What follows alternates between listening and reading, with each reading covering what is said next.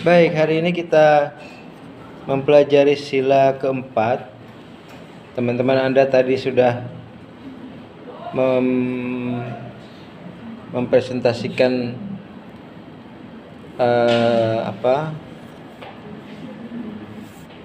sila keempat tersebut ya sebagai opening, sebagai pembuka.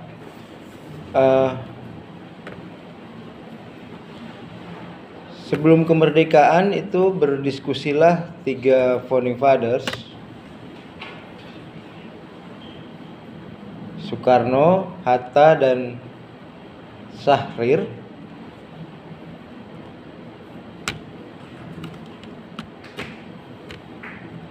Sebelum kemerdekaan berdiskusilah tiga founding fathers, Soekarno, Hatta, dan Syahrir.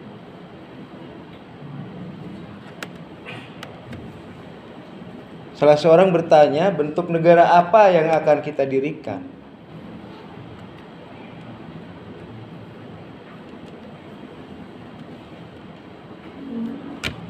Kemudian seorang lainnya mengatakan kerajaan.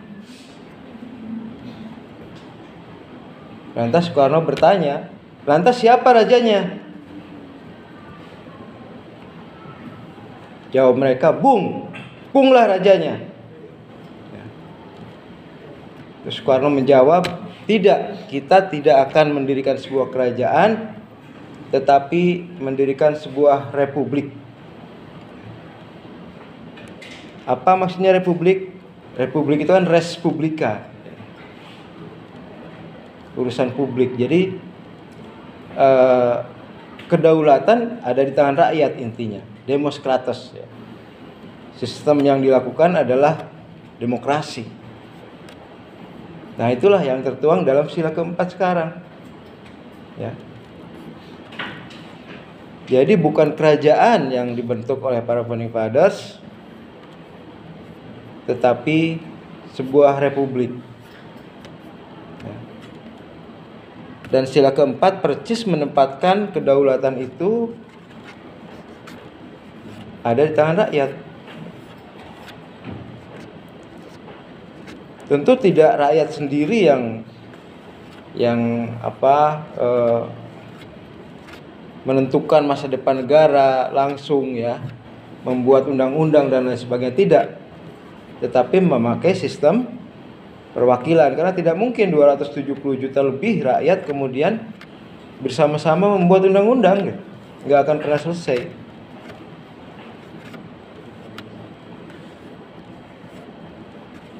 Nah, intinya itu. Jadi dari sisi politik Pancasila itu menganut demokrasi ya. Lantas demokrasi apa yang diinginkan oleh para founding fathers? Apakah demokrasi liberal seperti negara-negara barat gitu ya? Atau jangan-jangan sosialisme, komunisme seperti yang dianut oleh Cina, Soviet ya, dan beberapa negara Amerika Latin? Tidak, para founding fathers sudah punya pemikiran sendiri. Mereka membaca buku-buku demokrasi barat, mereka juga membaca buku-buku filsafat komunisme dan lain sebagainya, buku-buku Karl Marx, buku-buku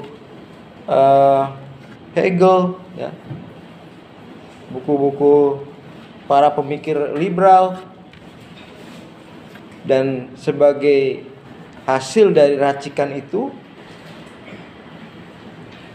para founding fathers menawarkan namanya demokrasi sosial, sosiodemokrasi Pancasila.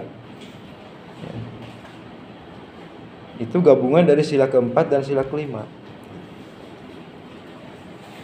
Apakah sama dengan demokrasi sosial di Jerman atau di mana itu negara-negara Skandinavia? Ya mungkin ada kemiripan ya. Bahwa demokrasi sosial itu demokrasi yang mungkin merupakan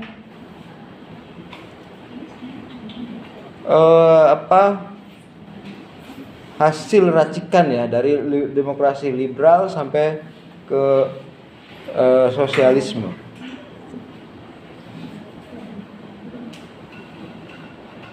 Mungkin duduknya di depannya. Nah, itulah hasil dari pemikiran para founding fathers ya, bahwa kita punya bentuk demokrasi sendiri. Kita menolak bentuk kerajaan seperti ratusan tahun yang lalu negara-negara atau bentuk pemerintahan di Nusantara itu kan kerajaan. Ya. Yang terakhir atau mungkin masih eksis sampai sekarang kerajaan Jogja kan.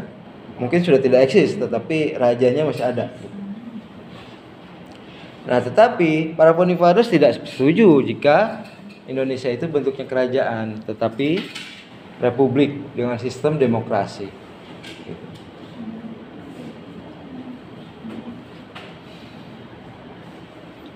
Kenapa begitu? Karena bagi para founding fathers, ya pemilik kekuasaan yang sesungguhnya adalah rakyat kita ini gitu. Mereka yang kemudian menjabat sebagai presiden, wakil rakyat, anggota DPR, yaitu sementara waktu aja selama diberikan kepercayaan oleh rakyat, gitu ya. Pada saat rakyat melihat dan kecewa, tentu tidak akan dipilih lagi, gitu. Jadi itulah kenapa kita sering lihat anggota DPR yang kemudian tidak bisa lagi menjadi anggota DPR, karena rakyat udah kecewa gitu ya.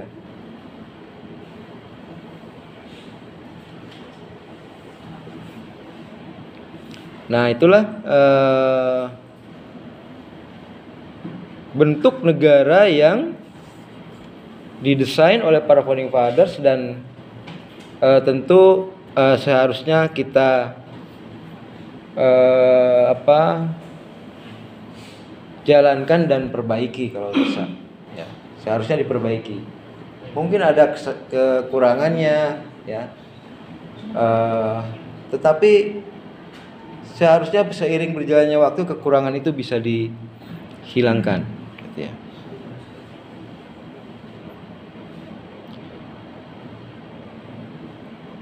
Bagaimana bentuk praksis demokrasi di Republik ini? Nah, kita juga punya bentuk sendiri. Jadi kalau di Barat langsung pakai one man one vote, ya, apa-apa di one man one vote. Kita punya bentuk demokrasi sendiri. Apa itu? Yaitu musyawarah.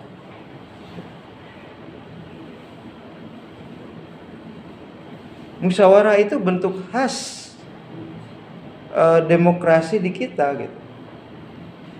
Dimana dengan apa keuntungan dari musyawarah berbeda dengan misalnya one man one vote itu, ya. Atau dengan cara Barat gitu ya. Kalau cara Barat tentu partai yang terbesar yang pasti berkuasa menentukan, ya. Tapi dengan musyawarah, ya, kekuatan kecil dalam politik Indonesia pun bisa turut menentukan, asal dia bisa memberikan alasan-alasan yang kuat, gitu ya. Undang-undang yang dihasilkan DPR belum tentu produk yang diinginkan oleh partai pemenang pemilu misalnya. Bisa aja undang-undang itu merupakan gagasan dan kemudian diperjuangkan oleh partai kecil. Nah, itulah hebatnya musyawarah. Dengan musyawarah itu kelemahan dalam demokrasi Barat itu bisa diminimalisir, ya.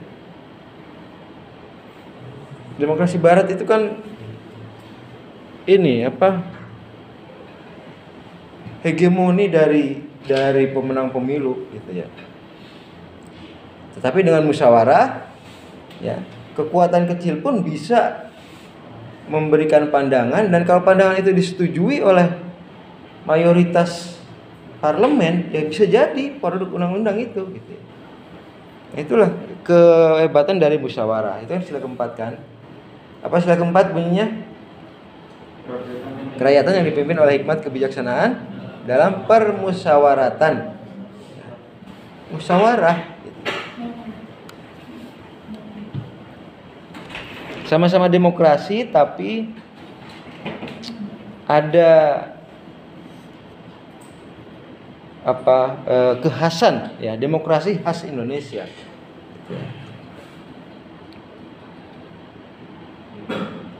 Jadi intinya adalah kedaulatan ada di tangan rakyat, musyawarah. Kemudian yang ada dalam setiap demokrasi tentu saja adalah kebebasan berekspresi. Ya. Baik demokrasi kita atau demokrasi Barat, kebebasan berekspresi itu dijamin. Gitu. Tidak ada misalnya orang dipenjarakan karena berekspresi yang berbeda dengan penguasa, gitu ya. Makanya seharusnya tidak ada orang yang dipenjarakan saat mengkritik presiden. Kalau misalnya ada orang yang dipenjarakan karena mengkritik presiden, berarti sang presiden itu melanggar demokrasi, gitu.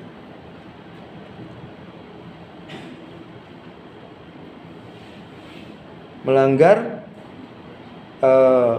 bentuk yang diinginkan oleh para founding fathers, sudah mengkhianati para bapak bangsa, ya.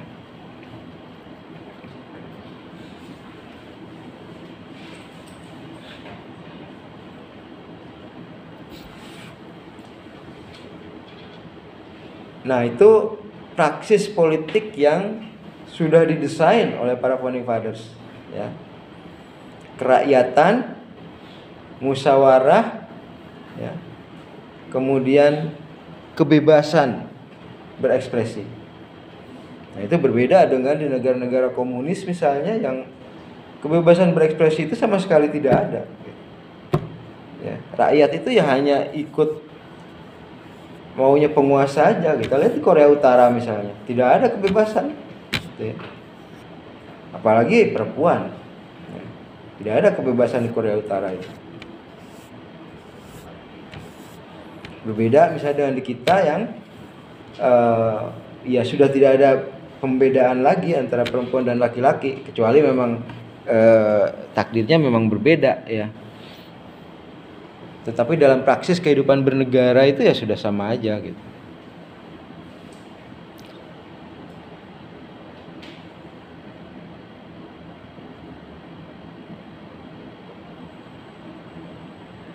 Nah, apakah praksis demokrasi sekarang itu masih sesuai dengan yang diinginkan para founding fathers? Ya.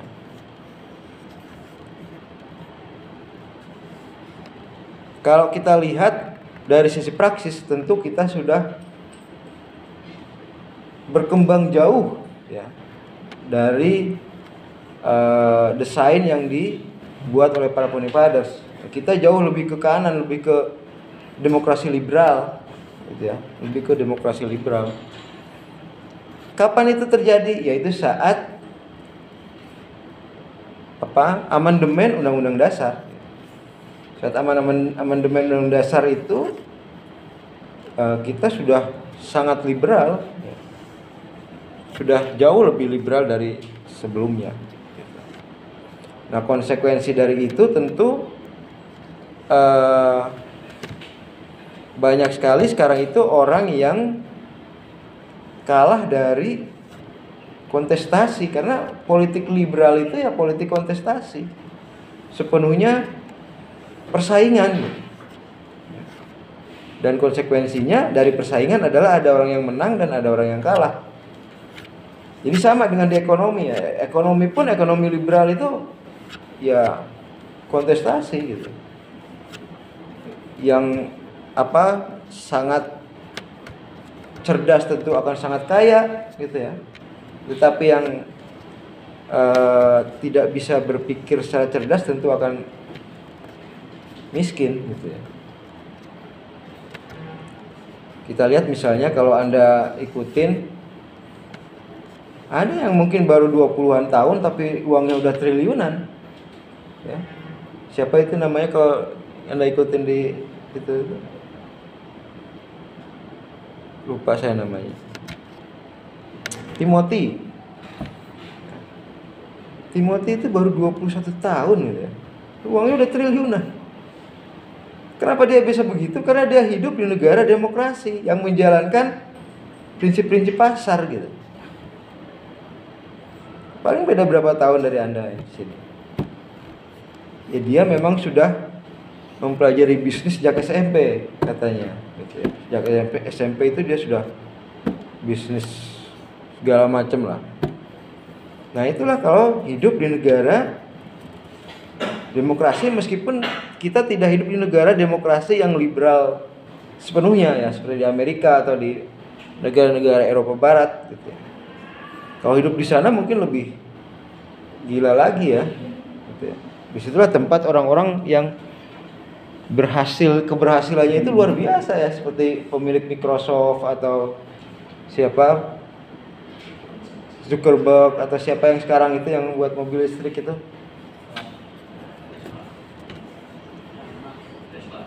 Ya, yang buat Tesla itu siapa namanya? Ya, itu ya. Itu Elon Musk ya. Elon Musk.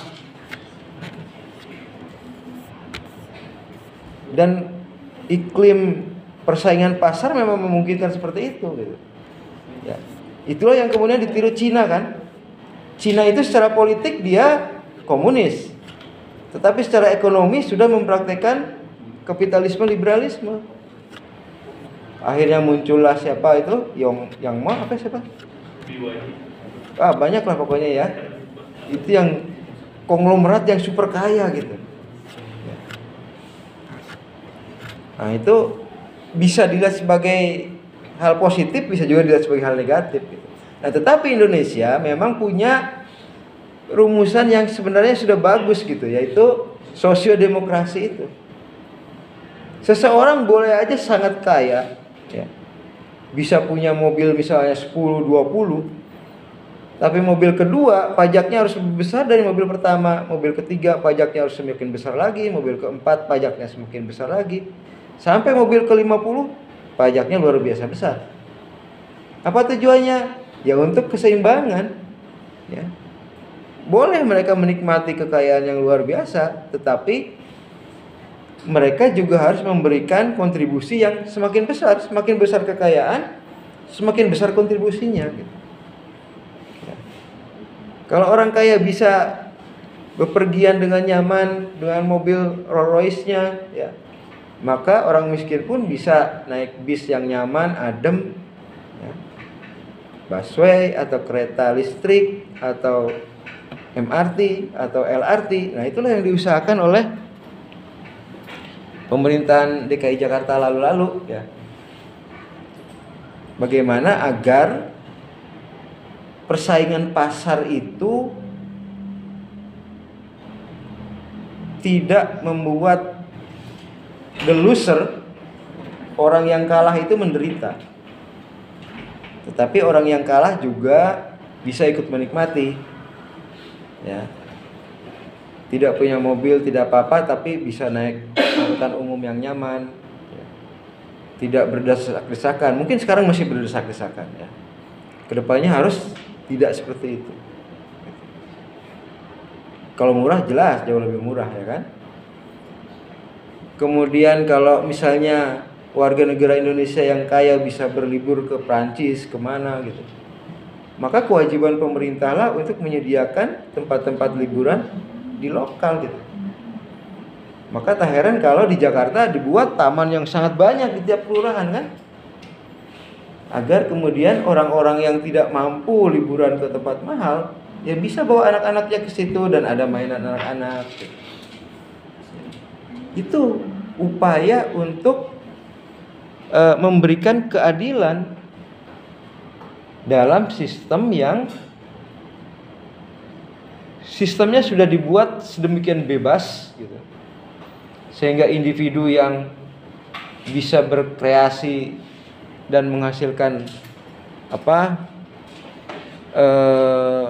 kapital yang besar itu dimungkinkan gitu ya.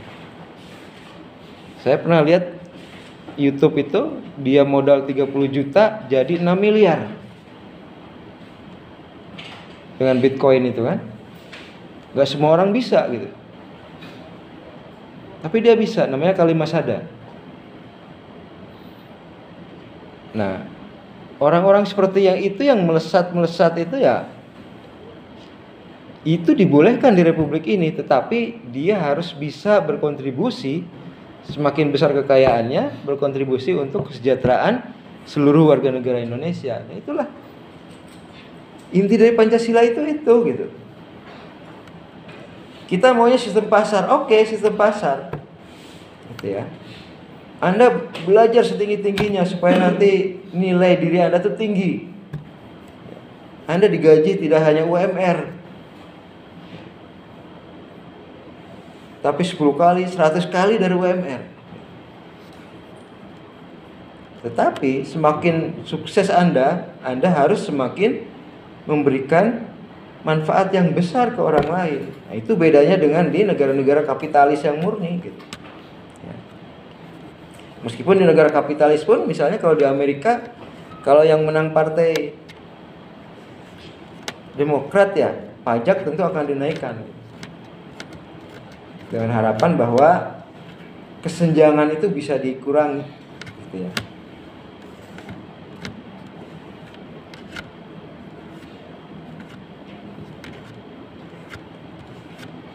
Kenapa kita pakai Pancasila tapi ada konglomerat yang sangat kaya gitu ya, Salim misalnya, atau Sembilan Naga gitu ya, karena mereka memang mampu melakukan itu ya, mampu menciptakan produk yang laku, kemudian mampu menjual perusahaannya itu dan orang mau beli. Kan yang membuat orang menjadi berlipat-lipat kekayaannya kan setelah perusahaannya go public ya kan, punya saham gitu, jual saham ya. Itu yang membuat kekayaan orang itu bisa berlipat gitu. Kalau Anda misalnya jual ayam goreng, ya Anda sendiri, ya sudah keuntungannya ya sebanyak ayam yang Anda jual gitu ya. Kalau Anda jual 1000 potong, ya tentu keuntungannya akan lebih besar daripada Anda jual 100 potong gitu. Tapi kalau Anda sudah buat istilahnya itu franchise ya, Anda nggak perlu kerja keras lagi kan. Dan kalau punya 1000 franchise, maka udah 1000 kali tuh kekayaan Anda itu. Setelah franchise, kalau Anda masuk bursa, jual saham, itu udah nggak terhitung lagi kekayaannya. Kan itu tingkat-tingkat orang cari duit tuh kayak gitu. Kalau kita nyari duit keras gitu dari pagi sampai pagi, tapi hanya kita sendiri yang ini, ya nggak akan kuat besar-besar gitu. Tapi kalau dengan memanfaatkan orang, memanfaatkan jaringan, memanfaatkan kapital orang, nah itu baru kita bisa seperti bom atom itu yang membesar gitu. Nah itulah dimungkinkan di negara yang menganut demokrasi. Kalau di negara komunis Anda hidup di Cina, bukan Soviet ya, nggak mungkin Anda sekaya itu. Kalau Cina kan memang secara ekonomi dia sudah menerapkan kapitalisme, banyak orang-orang kaya di sana. Nah itu, jadi para founding fathers itu sudah mendesain kebebasan bagi warga negara, tetapi kebebasan yang tidak melupakan hal sosial, yang tidak melupakan masyarakat gitu. Nah itulah sila keempat dan sila kelima digabung sekaligus jadi sosiodemokrasi. Minggu depan kita akan belajar sila kelima dan itu lebih fokus ke ekonomi. Kalau sekarang kan sila keempat lebih fokus ke politik, kebebasan politik gitu ya. Anda punya modal itu kan ada beberapa kalau untuk masuk ke politik. Misalnya Anda ingin jadi anggota DPR, setidaknya Anda harus punya 3 modal. 1, kapital ekonomi tentu, karena nyalon DPR itu udah puluhan miliar, mungkin ratusan miliar biayanya. Itu di negara demokrasi seperti Indonesia seperti itu. Ya. Belum tentu Anda bisa ngumpulin uang sebanyak yang Anda keluarkan saat kampanye. Secara halal ya. Kalau pakai korupsi ya bisa berlipat-lipat. Modal kapital namanya. Ini kunci di negara demokrasi seperti Indonesia ya. Kalau Anda ingin masuk ke politik, satu punya modal kapital, dua modal sosial, jaringan. Kalau saat Anda kuliah sekarang ikut misalnya organisasi mahasiswa, apa namanya sekarang organisasi mahasiswa itu? Ya apa namanya ya? Ya ada HMI, ada PMKRI, ada apa?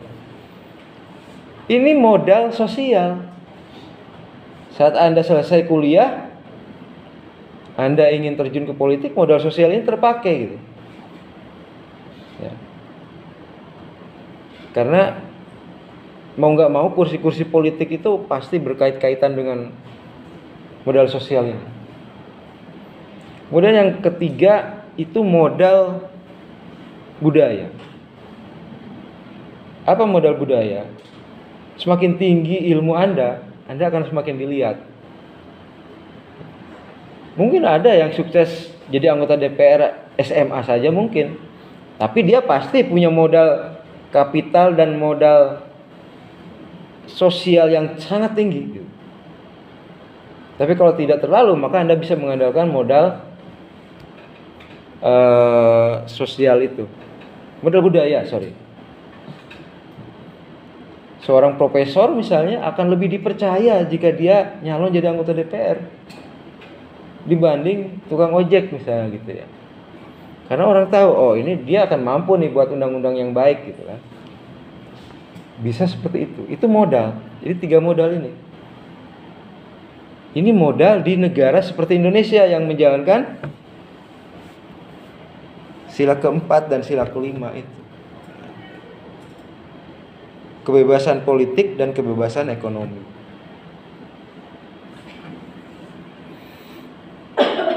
Oke, saya kira itu ya tambahannya. Silakan kalau ada pertanyaan ke teman-teman Anda yang sedang presentasi. Mau berdiri lagi? Berdiri lagi. Siapa tahu ada yang nanya. Silakan. Ya mungkin ada yang mau bertanya. Silakan.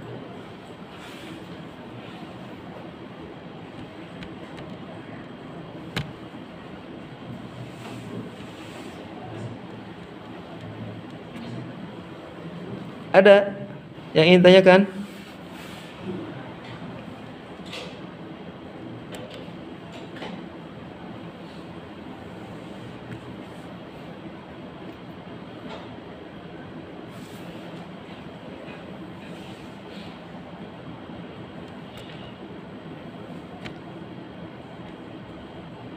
Oke, kalau tidak ada pertanyaan ya ditutup saja. Sekian dari kelompok kami. Wassalamualaikum. Waalaikumsalam warahmatullahi wabarakatuh. Saya absen ya.